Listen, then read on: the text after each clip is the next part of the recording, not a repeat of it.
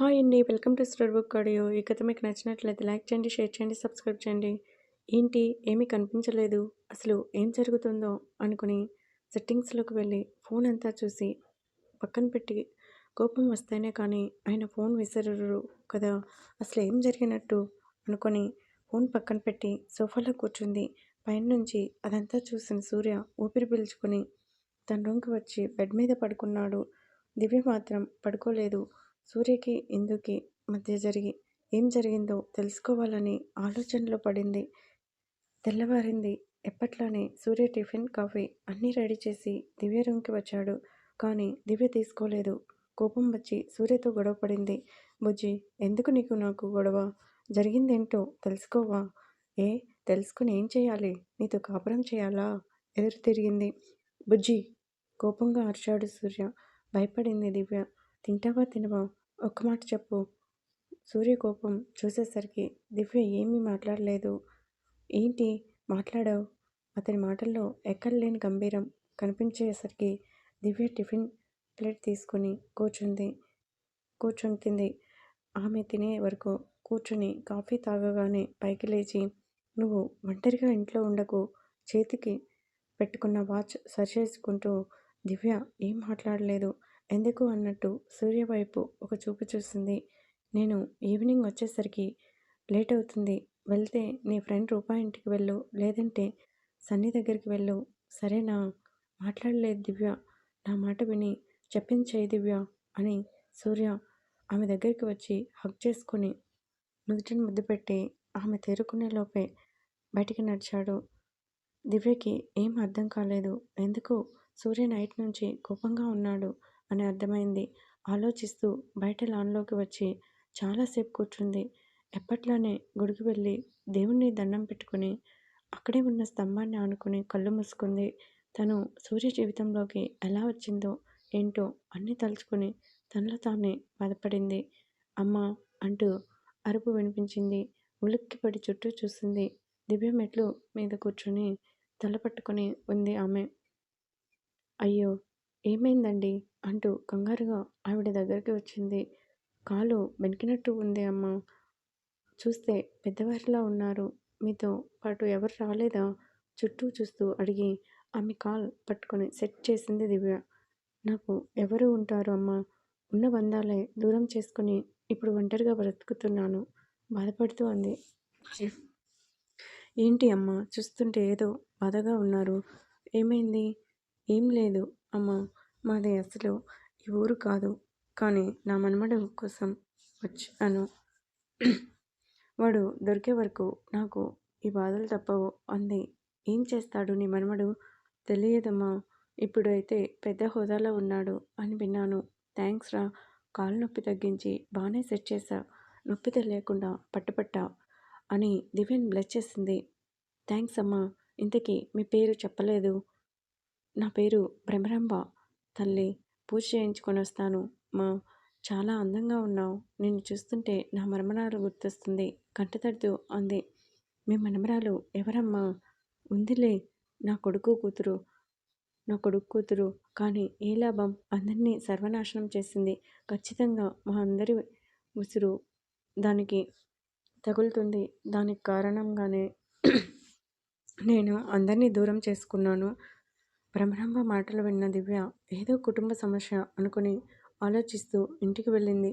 ఎంత చక్కగా ఉంది. ఇప్పుడు అసలు నా మన్మడు ఎక్కడ ఉన్నాడు? దేవుడా, నువ్వే నాకు దారి చూపించు అని ఆయాసపడుతూ మెట్లెక్కి పూజ చేయించుకొని బంధువుల ఇంటికి వెళ్ళింది. ఇంటికి వచ్చిన దివ్య భోజనం చేయకుండానే పడుకుంది. సాయంత్రం 6 గంటలకు లేచి బయటికి వచ్చి కూర్చుంది. కానీ సూర్య రాలేదు. పొద్దున్న అతని మాటలు తలుచుకొని ఆఫీస్లో వర్క్ ఎక్కువ ఉందా, లేట్గా వస్తాను అన్నారు అనుకుని అంతలోనే నేను ఎందుకు ఆయన గురించి ఆలోచించాలి? నన్ను మోసం చేసిన ఆయన గారు ఎప్పుడు వస్తే నాకెందుకు అని తన రూమ్కి వెళ్తుండగా ఇంతలో లోపలికి వచ్చారు సంధ్య, సన్నీ. హాయ్ అత్త అని పరుగున దివ్య దగ్గరికి వెళ్ళాడు. అమాంతం సన్నీని ఎత్తుకొని బోలెడు ముద్దులు పెట్టేసింది దివ్య. ఏం చేస్తున్నావు దివ్య? నవ్వుతూ పలకరించింది. ఏం చేస్తాను వదినా, మీ ఆయన చేసిన పనికి ప్రస్తుతం ఇలా ఉన్నాను అంది. రే సన్నీ నువ్వెళ్ళి అత్త రూమ్‌లో ఆడుకో. నేను, అత్త మాట్లాడుకోవాలి. నువ్వు, అత్త నాకు తెలియకుండా ఏం మాటలు మాట్లాడుకుంటారు? నేను వెళ్ళను. ఇక్కడే ఉంటాను. అత్త రా! మనం ఇద్దరం ఆడుకుందాం అని దివ్య చేతిని పట్టుకొని బయటికి తీసుకొని వెళ్ళాడు. సన్నీ అంటే ప్రాణం దివ్యకి. వాడిని చూడగానే తన బాధ అంతా మర్చిపోయి సన్నీతో ఆడుకుంది. హాల్‌లో నుంచి చూస్తున్న సంధ్య, నీ ముఖంలో ఈ నవ్వు చూసి చాలా రోజులైంది దివ్య. నీకోసం సూర్య ఆకాశంలో ఉన్న చందమామనైనా తీసుకురావటానికి వెనకాడడు అనుకుంది. ఇంతలో ఫోన్ చేశాడు సూర్య. హలో సంధ్య. ఆ అన్నయ్య, ఇక్కడే ఉన్నాను. సన్నీ, దివ్య ఇద్దరూ ఆడుకుంటున్నారు. దివ్య బానే ఉంది. నేను వచ్చే వరకు అక్కడే ఉండు. సైట్ దగ్గర వర్క్ లేట్ అయ్యేలా ఉంది. మరేమీ పర్లేదు అన్నయ్య. నువ్వు ప్రశాంతంగా ఉండు. వినోద్ ఒక అరగంటలో వస్తాడు. నువ్వు వచ్చే వరకు మేమిక్కడే ఉంటాం. సరే అమ్మా! జాగ్రత్తగా ఉం ఉంటారు అని సూర్య ఫోన్ కట్ చేయగానే సంధ్య కిచెన్ రూమ్‌కి వెళ్ళి అందరి కోసం వంట చేసింది. గంట తర్వాత ఇంటికి వచ్చాడు వినోద్. సన్నితో ఆడుకుంటూ చెల్లిని చూసి దగ్గరికి వచ్చాడు. ఏరా భోజనం చేశావా? సన్నీ, మనం లోపలికి ఆడుకుందాం పద అని సన్నీని తీసుకొని లోపలికి వెళ్ళింది దివ్య. బాధపడ్డాడు వినోద్.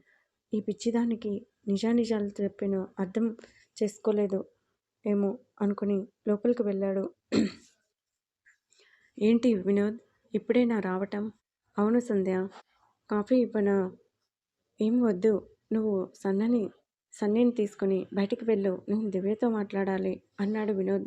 ఆ సరే వినోద్ అని దివ్య రూమ్‌కి వచ్చింది. దివ్య సన్నీని తన ఒడిలో కూర్చోబెట్టుకొని కథలు చెబుతుంది. దివ్య సన్నీని ఇవ్వు, వాడికి భోజనం తినిపిస్తాను. నేను అత్తతో తింటాను అమ్మా అన్నాడు. అత్త మామయ్యతో తింటుంది కానీ ముందు నువ్వు రా అని సన్నీని తీసుకొని బయటికి వెళ్ళింది. లోపలికి వచ్చాడు వినోద్. దివ్య బయటికి వెళ్ళబోతుంటే, ఆగు తల్లి, నీతో మాట్లాడాలి. ఇంకా ఏం చెప్పి నన్ను మోసం చేద్దామని కోపంగా అంది. ఇంకా ఆపుతావా అంటూ కోపంగా అరిచాడు వినోద్.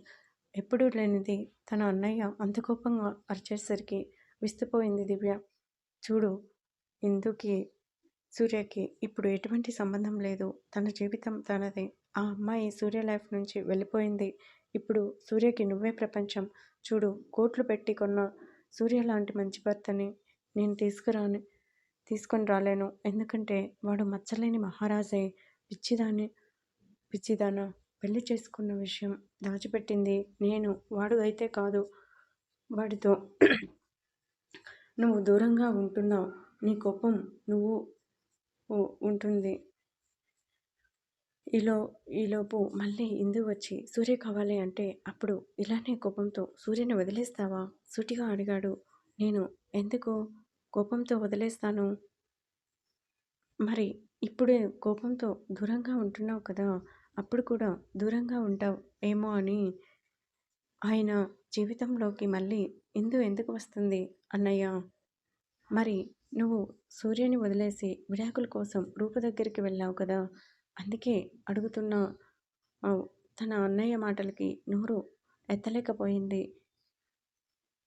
సూర్య అయితే నీకు నిజం చెప్పడు.